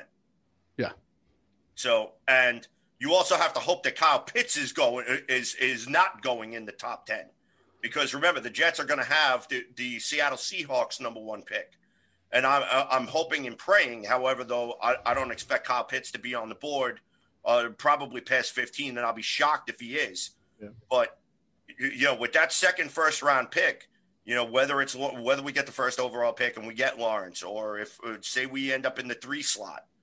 Or we end up in the 2 slot and we trade out to say maybe number 5. Then I would take Kyle Trask, and with that second first round pick, I would get Kyle Pitts. And if I couldn't get Pitts, then I would go after the best wide receiver available or best offensive lineman available. You know what? The offensive line question I think is going to be big, just considering where our offensive line stands right now, and really the possibility of adding a top flight guy on the interior going into next season. I guess the unfortunate situation of us not being able to see where Cameron Clark is right now, who I really kind of thought was going to be a guy that was going to make some noise this season, whether it be because of the injury or maybe they don't feel he's just ready at this point in time to put him out there. Even with some of the injury history, some of the injuries that we're seeing, especially with Lewis going out now. And I know we just brought in Elfin, if I'm saying that correctly. Elfline. Yeah, Elfline actually had a really good game today. He did, and look, they made some points today in film. Him and Becton were, they were looking pretty good today as a combination. But we kind of do need to solidify that position, long term going forward. Hopefully, if this guy's going to step in, I know Elflein isn't an older player. He may be able to step in, but I'm really interested to see what Cameron Clark can do. These picks coming into the draft are going to be really interesting because we do have the questions about wide receiver, because we do have the questions about pass rush, because we do have the need, I believe, to bring in cornerbacks, and there's going to be some guys on that level that might kind of garner some interest there, as well as if there are trade situations and we end up moving, how does that kind of not only give us an opportunity to add players at that position, but also give us more opportunities to add more of those types of guys within those first few rounds. It's going to be exciting to see. And to Rob's point again, just because we do have, as many holes, and I kind of don't like to say it in that term, because I think that we are looking up at this point. We still do have quite a few holes that need to be filled. Seeing what Joe Douglas and his vision for the team is really going to look like, it'll be interesting to see how that shakes out. Personally, I would love to see us, if we go based on what we're looking at right now, Trevor Lawrence number 1. Did Seattle end up losing, CJ? Yes, they did. They lost. They did. Awesome. So if we're getting, had a good day, courtesy of Thomas Gutman, who chimed in with that. So shout out to him. But Thomas, I would like to see $5, Thomas. Yeah. That pick is going to be between 20, 25 roughly. I would like to see, from a lot of the mock drafts that I'm doing, taking Lawrence at number 1, right in that 20 to 25 range. I would love to get Sean Wade, cornerback from Ohio State. Awesome. The other one that I would do is I would take Sean Wade at the 20 to 25, and then hopefully Creed Humphrey, center from Oklahoma.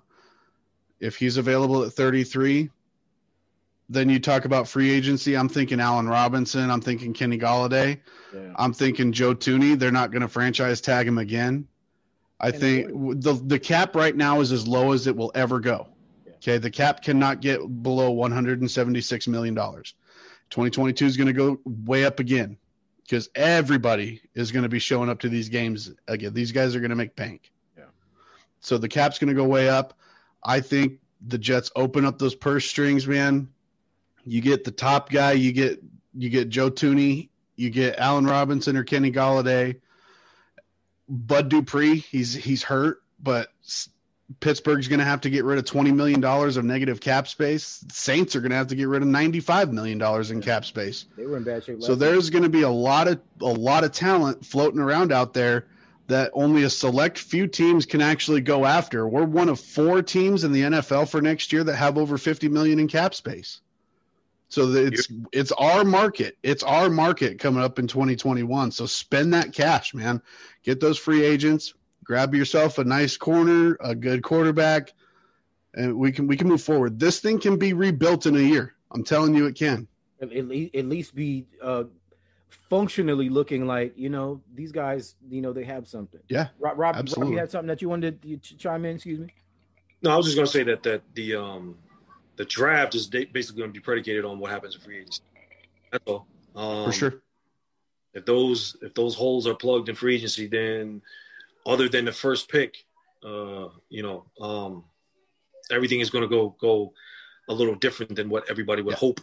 If as you said, if it's Allen Robinson, if it's Thuney, if those guys are actually brought in, then there's not as much of a need in those positions during the draft. So you plug in everything other than the first pick is going to be predicated on what's done in free agency. That's all I was going to say. And we kind of saw Joe Douglas in particular, and I mean, I know, Jim, we're kind of talking about the draft last season in particular and how the guys that he brought in, other than Becton specifically, and to Rob's point again, guys that we weren't really expecting to see.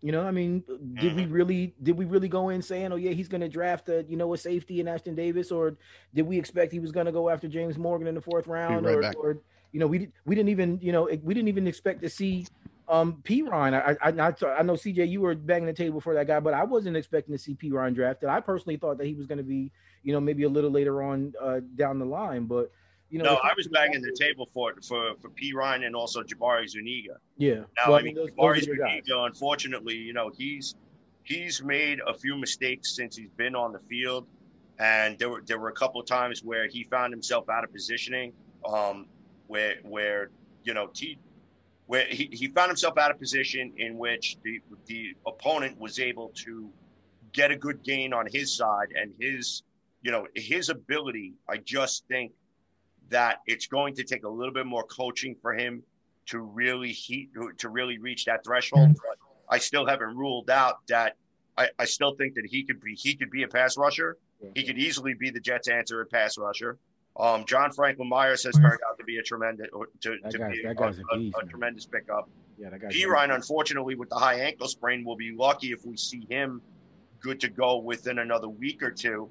I mean, however, there is a good chance that he may get some significant carry because Frank Gore suffered a concussion today. So we don't know exactly, when Gore's going to be able to return. Personally, if I'm Gore, do I really want to play? Yeah. Adam after that. So, and then just another thing too, it's good to talk about the draft and the holes that we could potentially fill and the fact that we could potentially turn this program around. But we're leaving out the key component, the guy who's got to push the buttons, and that's the head coach. So for me, I'm not even going to think about the draft. I'm not going to think about free agency. I'm not going to get excited about anything until Adam Gase is given his walking papers. And it is completely plastered all over the back page of the Daily News, the New York Times, the front page of the New York Times, the Post, and every place else. Okay, because as long as that guy is in the building, I'm sorry, the Jets are going to be like Chernobyl after the meltdown. So, I mean, for me,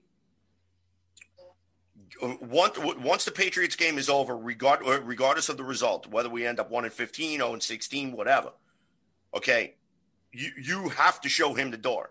And Christopher Johnson, the first report from the team. So, I mean, dude, you guys already know how I feel. I already said when the clock hits 000, Joe Douglas should just kick over the locker room door and tell this guy beat it. They should already have the podium set up and ready to go with the backdrop. Right. Just watch Joe Douglas come out. Just fire him at halftime and just you know what it is. Security escort him out of the game. So, but one of the things too, I did want to touch on this subject because we are kind of getting up against it. The situation with Alex Lewis, which was a little bit troubling. Now, the rumors are and stuff that has been reported on social media is that Alex Lewis got into a verbal altercation with Joe Flacco, and then sometime after that also got into a verbal altercation with Adam Gase. In which now it turns out that he's been put on the non-football injury list, which apparently, I guess, he must be battling some sort of mental issue. So I actually wanted to pose this question to Rob because being he's been in an NFL locker room, have you ever heard of guys getting into it with each other or with coaches and then subsequently being deactivated because of that? Or are we starting to see a new trend now that the game is evolving, that this is something that we may going to have to start looking out for in the future? Yeah, with pay though, with pay, right? This is not a trend. It happens. You got 60 or so guys from all different backgrounds in a locker room together. Not everything is all hunky dory, even with coaches, because the one thing that's different at this stage is that it is a business, and every guy feels like they're on the level with the next guy, and even the coaching staff. Don't get me wrong; you give your coaches, their props, and your head coach, give him all the leeway possible, to coach you. But you do get into heated arguments. It's just that way. You know, you're a grown man. The other guy's a grown man. And, you know, that's just how situations go down. But the way things are now, you know, guys can be, if there's an issue, and like you said, it does seem like there's an actual issue going on with Alex. And it seems like the team wanted to address it, but not in a negative way. So, you know, they were looking for a way to get him some help, but at the same time, make sure that he was still sort of part of the team, and you know, he still got his paycheck. So, they came to the conclusion within the team and with the Players Association that the NFI was the way to go. That shows me that they were looking out for him, and that there is sort of an issue there. So, and they were just trying to look to get him the help that he needs. But again, this is not new. Guys argue in the locker room. I mean, I've had teammates fight each other in the locker room. You know what I'm saying? So I've seen guys go right at other coaches. You know, stuff gets heated, man. You know, when there's competition out there, you know, when you're looking to be in a situation where you're fighting for your job, and a coach might say something to you that you might not see as on the level, you might come back at him. And you might come back at a teammate. It happens. I mean, you know, we've seen videos over the years where you know, teammates are fighting on the field. Mm-hmm. We've seen those during training camp and stuff like that. Yeah. And it happens a lot during training camp, because training camp is when you're fighting for your job. Right. Competition is at its highest peak, and it's hot. You might be tired. You don't want to deal with some of the nonsense, and you know, you just fly out the handle, and it happens, man. I mean, I've been in that situation. It's happened with me, with other teammates, you know, and not the first, not the last. But the Alex situation is a little unique in the fact that the team is actually looking out for him, and trying to get him the help that he may need, if that's actually the case, and actually keep him part of the team and keep him with his paycheck at the same time. So, all right. Jimmy, before I get to you, I actually have a question for Rob from one of our viewers. Mr. Thomas Gutman asks, question: if a player is on the non-active player list, would that put him non-eligible for a dole test? If he doles out, do the Jets still have to pay him? No.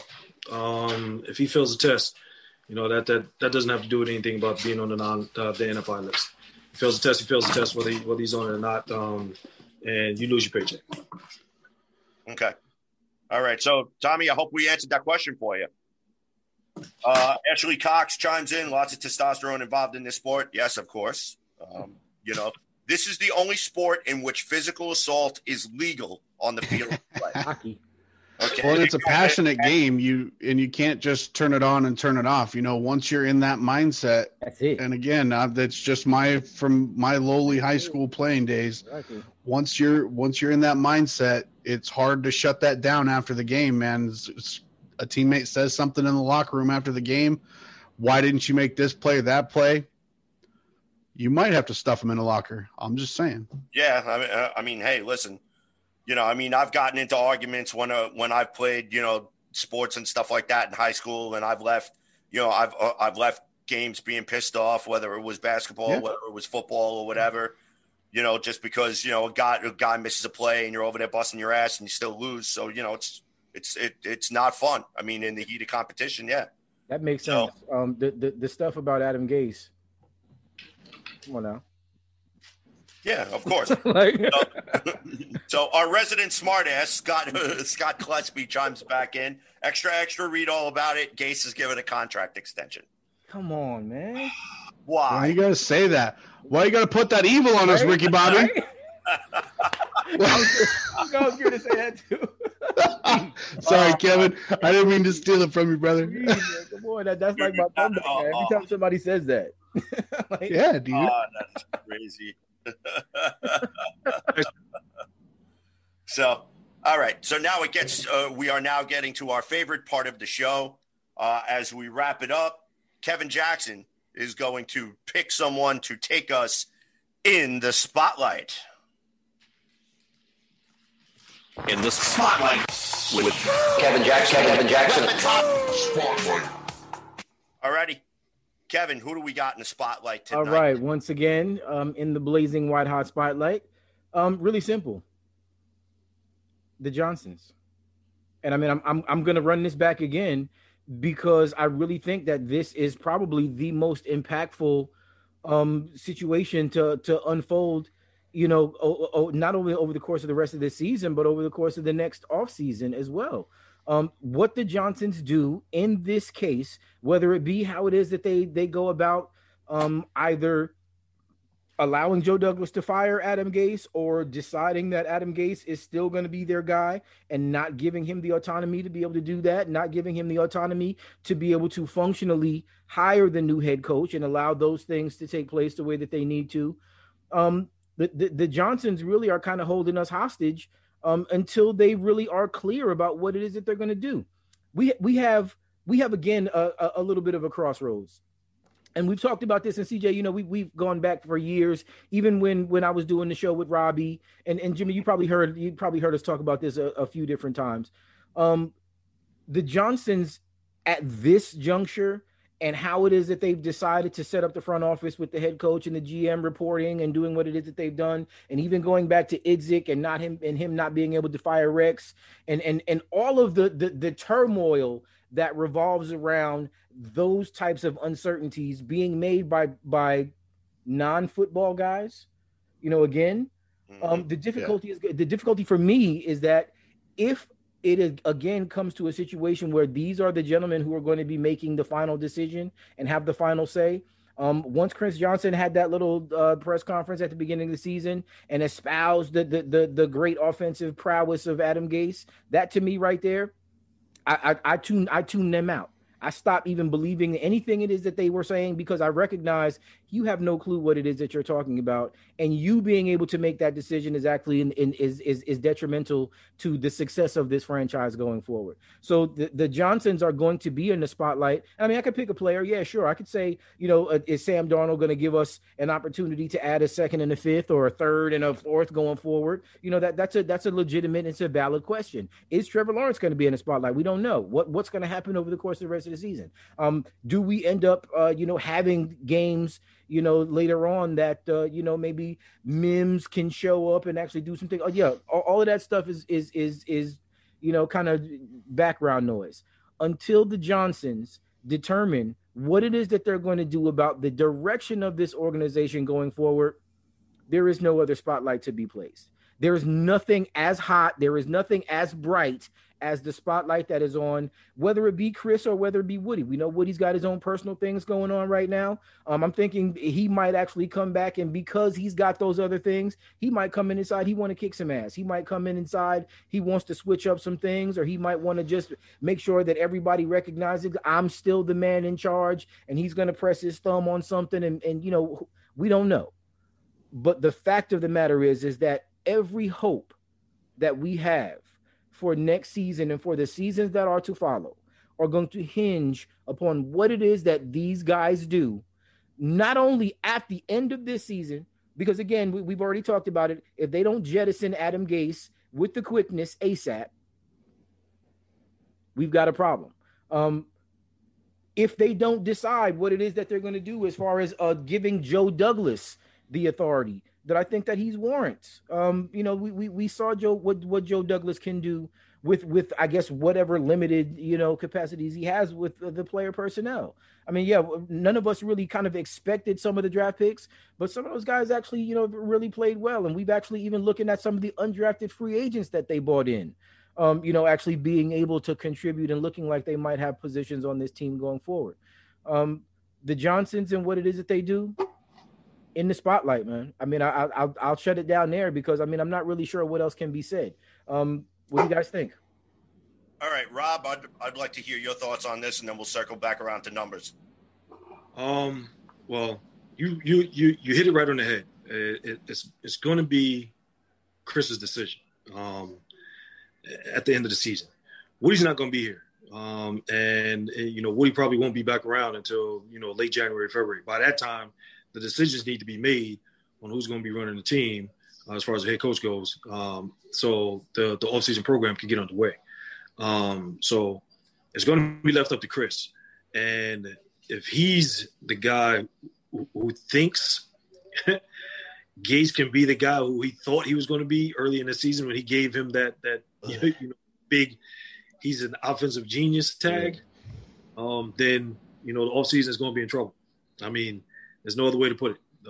And don't get me wrong, I'm not saying that free agents won't want to come here. I'm not saying that the draft isn't going to go down how everyone hopes. But when the season starts, will the team actually be better?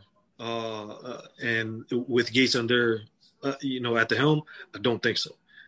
So it's going to have to happen if the team is actually going to get better. And Chris Johnson is actually going to have to be that guy. Now, you could be right. When Woody does get back, he might want to make some changes in certain aspects of the team if he takes control back. But like I've said, on a number of occasions to a bunch of people, if you think Woody is just over in London not doing anything and not knowing what's going on with this team, crazy. He knows everything that's going on. He can put his input into this team anytime he wants to. It's just that he decided not to. He stepped away from it, and Chris is running it how he wants to run it. And don't get me wrong, because I know Woody is okay with everything that Chris is doing. So from here on out, if Chris really wants to make this team better and wants to make ownership look better in all the fans' eyes, then he'll make the change at the end of the season, and they'll actually go through it with looking at real good, guys to replace Gase. They won't look at guys who have that credibility issue at the moment. So there's names out there that everyone knows who every fan on this team of this team wouldn't mind being, the head coach of this team. But they have to make that choice, and Chris has to make that choice and bring those guys in here for interviews that all the fans actually want to see. Yeah. Alrighty, Numbers, you're up. Kevin, you're absolutely right. Nobody besides the Johnsons can be in the spotlight right now. And I wish we could call it a hot seat, but since they're the owners, we really can't. You know what I mean? So it is what it is. Ultimately, what needs to happen is the Johnsons need to stick to making baby powder, and they need to let Joe Douglas run the football team. Plain and simple. Plain and simple. And what I'm hoping happens, I get, Woody's got his ambassadorship thing going on, probably won't be back until towards the end of January. What I'm hoping, man, is Woody is on the phone to Chris by the time this offseason starts, and he's saying, look, I'm coming back. We're not keeping this guy. We're making the change. Start looking. Yeah. That's what I'm hoping. Get on the phone, tell your brother to do what he's told, and let Joe Douglas take the reins on who this next coach is going to be. The New York Jets desperately need the trifecta, and we're so close to getting it this year, guys. We are so close. We have the GM.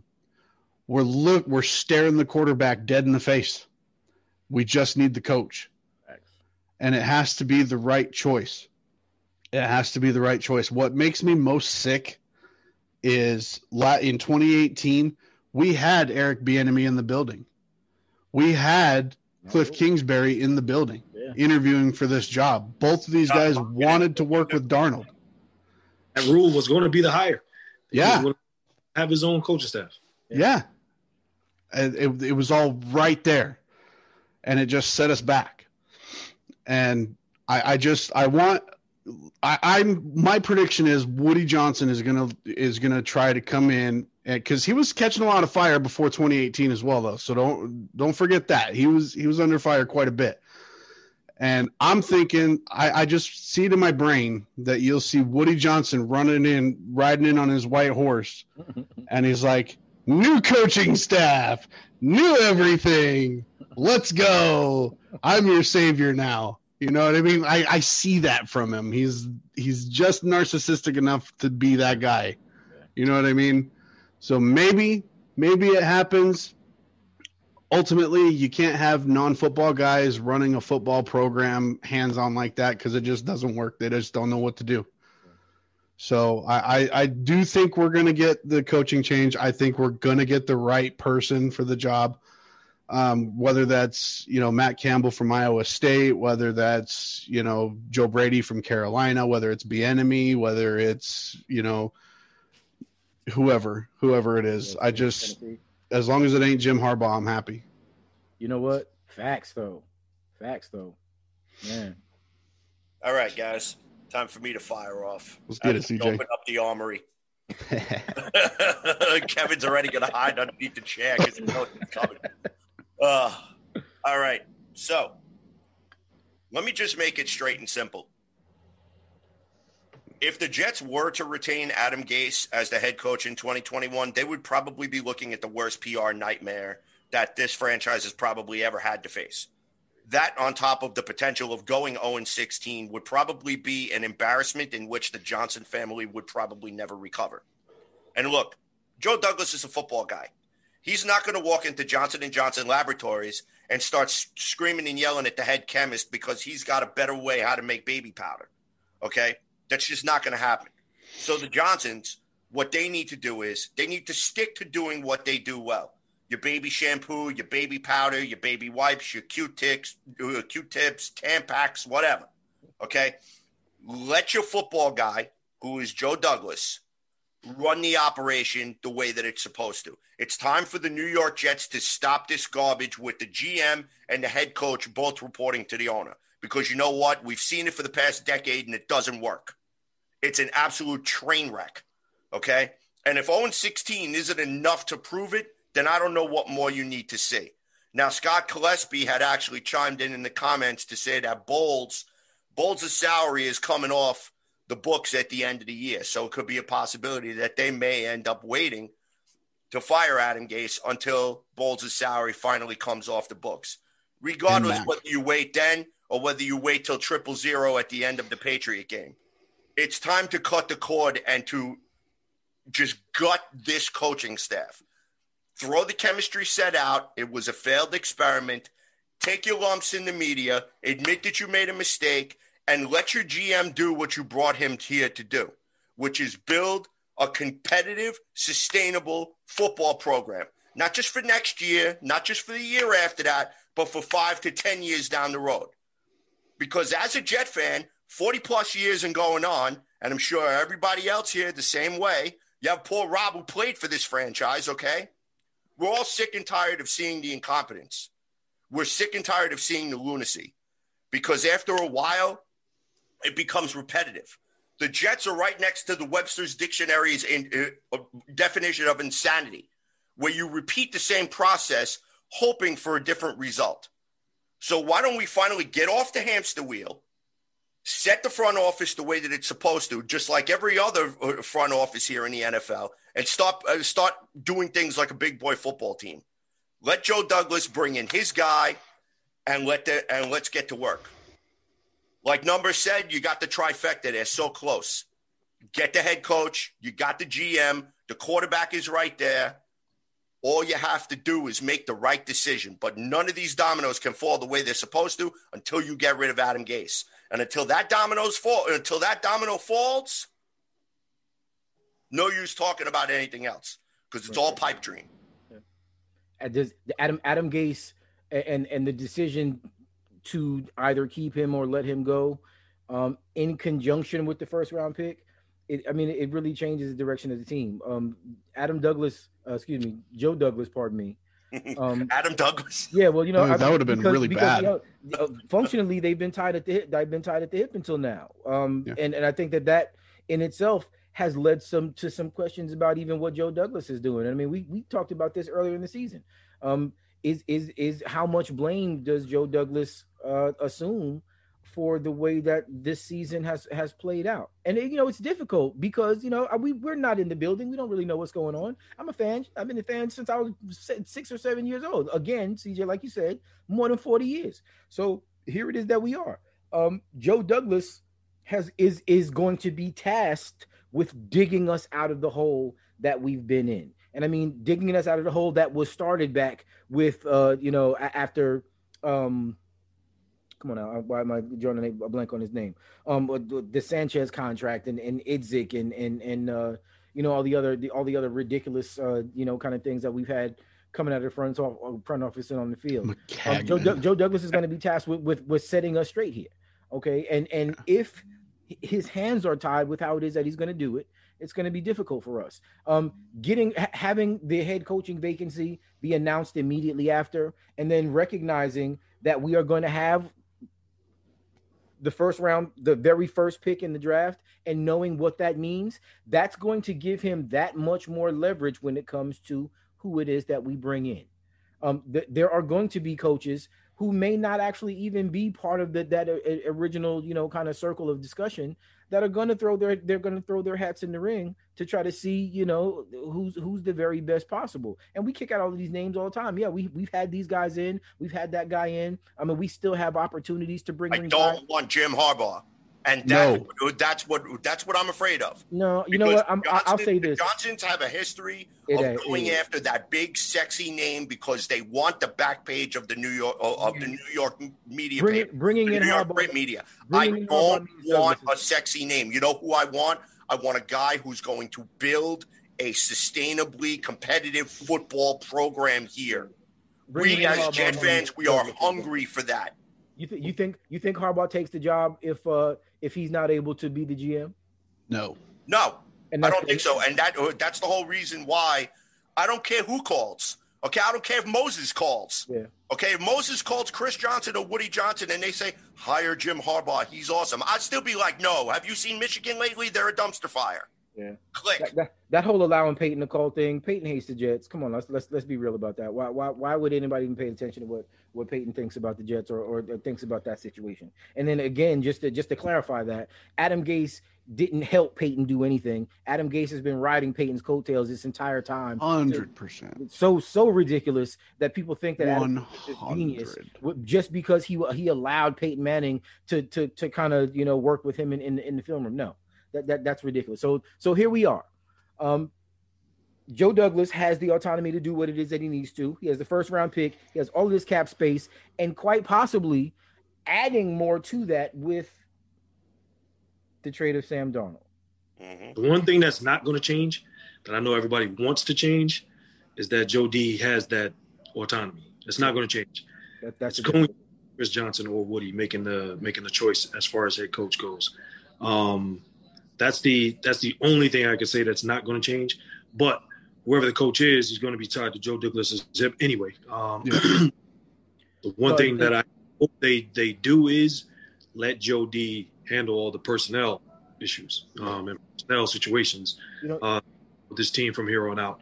Hopefully they can see. Even if he's responsible for who they interview and who it is that they bring in, the Johnsons, you can make the final say.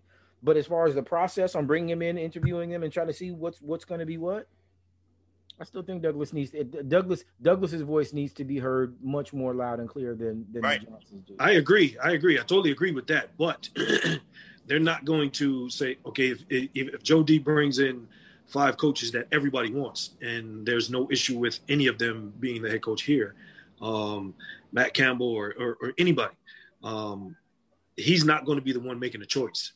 Yeah, going to be the head coach. It's going to be either Woody or Chris. They're signing the paycheck. So it's going to be those guys. Again, the one thing that we can hope for is that they step out of the situation when it comes to personnel from now on. Let Joe D handle the personnel situations that go on with this team, along with whoever the coach is. That way, they build the team that way together, and continue to move forward from that point on. Because, I mean, I don't have a problem with what Joe D has done as far as free agency goes in the draft. I know some people do. I know they look at some of the picks that some of the signings that he's made and say these guys are terrible. I don't see that. He's made some wise choices as far as contracts go. I can tell, and pretty much if you can read between the lines, you can tell that his hands were tied, even though he said they weren't during the free agency period this past offseason. Hopefully they take those chains off of him this offseason and let him do what he has to do as far as making this team that much better. We have a ton of picks in this upcoming draft. We know that he's going to be all over those picks. Hopefully they turn out just as well this year as they did in last year's draft. But whoever the coaching staff is, it's going to be a Johnson choice. And just hope that, as you said, that they go along with the guys that he actually picks to bring in for the interviews. Yes. Because if he brings them in for the interviews, obviously he has something positive to go along with them. And hopefully the Johnsons actually see that and the team can move forward from that point on. But another thing is, even if, and God forbid, everybody knows that they don't want this to happen, even if Gase is here and Trevor Lawrence is the number one choice, he'll play well despite Adam Gase. That's just my personal opinion on that. Some players can play well despite the deficiencies in their coaches. Aaron Rodgers did it with Mike McCarthy. Yeah, that's true. That's true. Guys who are he won a Super Bowl with Mike McCarthy, so guys who are special are just special regardless who their coach is. They make plays when plays are needed to be made. I mean, look at Andrew Luck. For all those years he did it. He didn't have the greatest team around him. Their offensive line was terrible. Awful. They got him beat up over and over and over again. They basically made him retire. Yeah. But when he was on the field, he made everybody around him that much better, regardless of what the coaching staff did and what the front office did to put on the field in front of him. So there's certain guys that can overcome the deficiencies in their coaching staff, and I think Trevor Lawrence is one of those guys. And even if it's just for 1 year, he'll have that 1 year under his belt, and he can move forward from that point on, and he'll be that much better when the next best coaching staff comes in. Not saying that I'm hoping that happens, but if that was to happen, I think he's a guy that can make things happen regardless of Gase's coaching.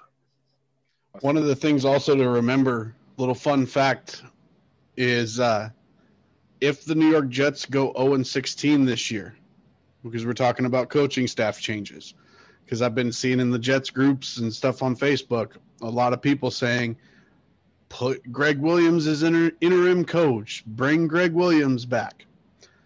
If the Jets go 0-16, Greg Williams will have been the defensive coordinator for 2 out of the 3 0-16 teams in NFL history. He has to go as well. Mm-hmm. You're right. If you're gonna bring a new head coach in, he's got to be able to hire his own staff. Yes. Jim, that's something. I'll just be honest with you.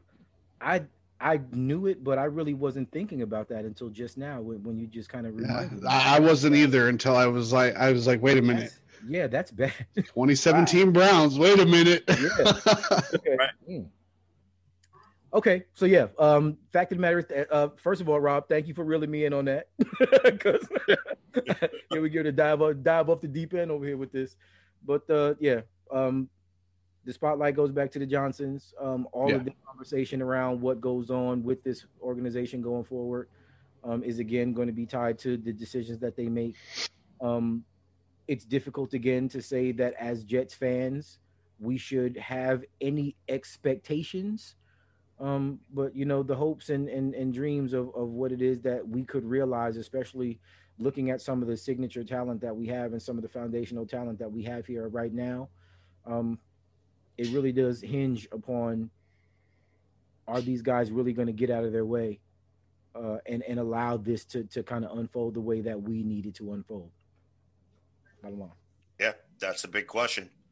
All right, ladies and gentlemen, and that's going to do it for tonight's episode of Weapons Hot, a New York Jets fan broadcast here on Sports World Radio and the Worldwide Sports Radio Network. But before we go, let's shoot it over to Mr. Rob Carpenter. Rob, first off, it was a tremendous honor and a privilege to have you on tonight's show. Please give out your social media information so fans of Weapons Hot can follow you, interact with you, and so on and so forth. Appreciate you guys having me on, man. I'm on Twitter at Rob Carpenter 81.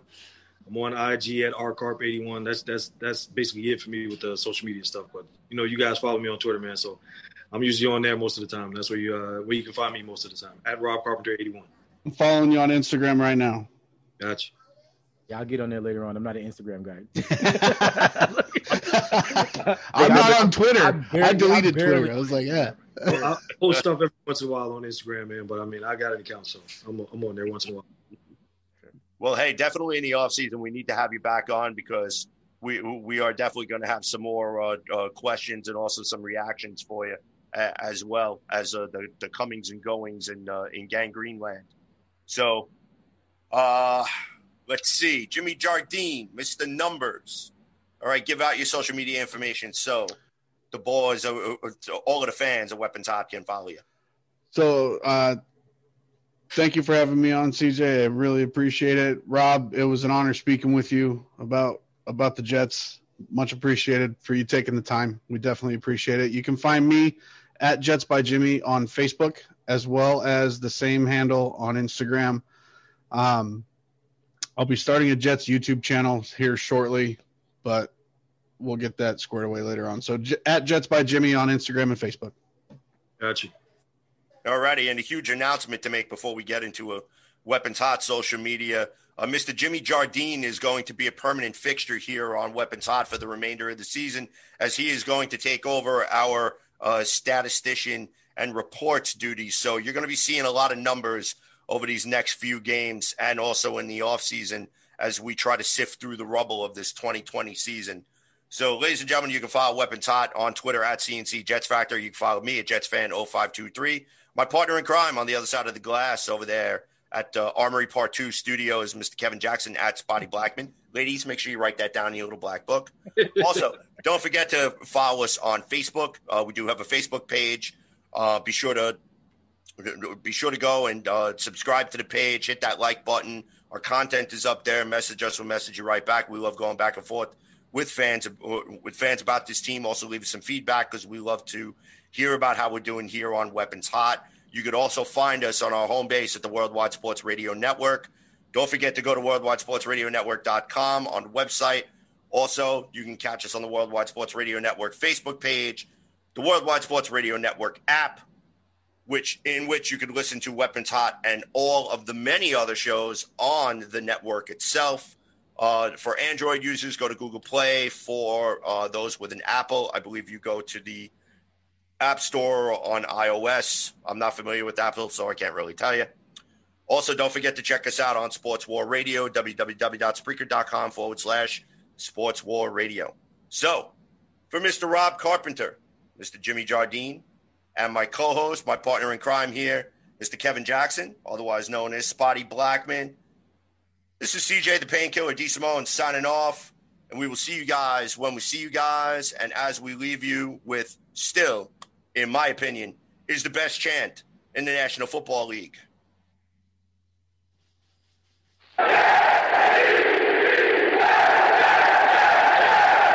You guys be safe. We'll catch you next week. Appreciate it, guys. It's the Worldwide Sports Radio Network.